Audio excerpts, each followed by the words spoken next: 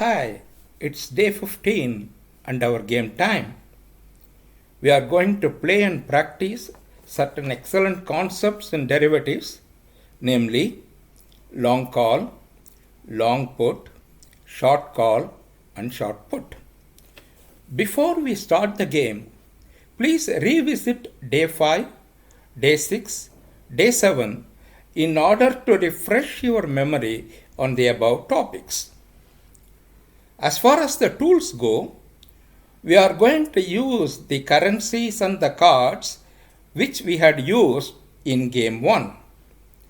But in addition, we are going to include some places like residential plots, houses or apartments, and jewelry which are created in well cut cardboard sheets with asset names written on them. Before we start, remember this. Long means buy, and it results in the ownership of property first before getting into further trade. Short means sell, and the property is just not owned by the option writer or the temporary option holder. So, let's start. There are few assumptions before we start the actual game. In currencies, if you remember, we had $5, $10, $20, $50, and $100 notes nicely kept in smart sheets, right? You remember that? Now, this same $5 would mean $50,000, 10, 100,000, 20 will be 200,000, 50, 500,000, and your $100 note will be equal to $1 million. Similarly, we also had the playing cards both red and black from 1 to 9 and 10. Either spades or clubs in black and diamond or autin in red. I want you to also recollect the discussions when we said any black card would mean increase in the percentages in prices, and any red card would mean decrease in the value. Right? I hope you have got this right. Now let us start the play.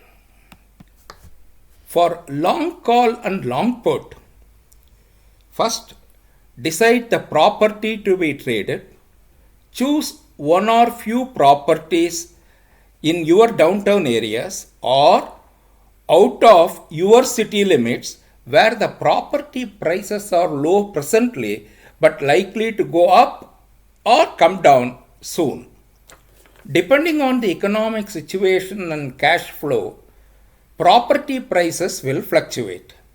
In our case, it will be decided by picking the card from the lot, black price going up and red price coming down. Now remember, here when we say black and red and 0, 1 would mean 0.1 and 2 would mean 0.2, etc. It will go in decimals only. For the sake of convenience and because of the high value that you are going to deal in, even 1 may mean 0.01, etc. up to 0.09, and 10 would mean the prices have been steady and there is absolutely no fluctuation. Right? Start with initial long call and thereafter decide on long put to arrive at gain or loss after 5 picks. Now you are ready with your figures. Now at the end you know who is winning and who is losing by what amount. Keep them.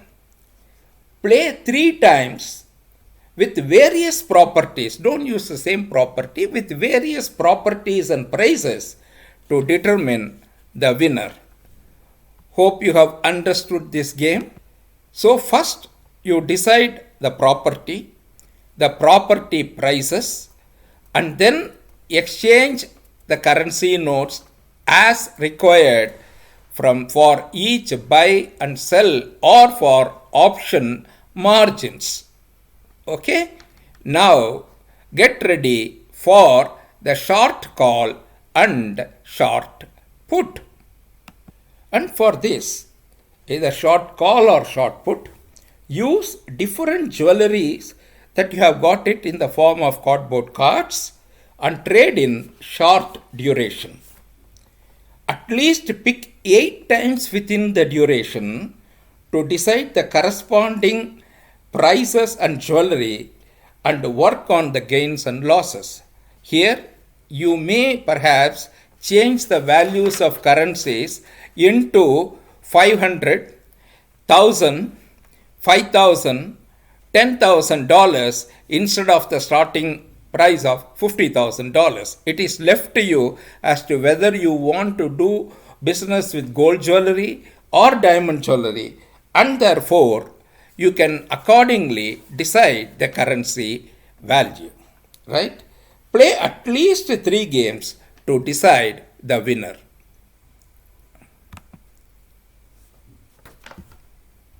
Friends, I hope you have understood the game. Please refresh day 5, day 6, day 7 and day 10 before you start the game. Make it very interesting by having more than one buyer and more than one seller if you want to, so that there could be different options in terms of put, in terms of call. You can make this extremely interesting. Play the game, enjoy it for the moment, and this will conclude the derivatives for beginners. I am going to start for slightly advanced users, including you, which definitely includes you, because by now you must have mastered this and you must be very familiar. And I will meet you next week with another good session on derivatives, this time taking you to level 2.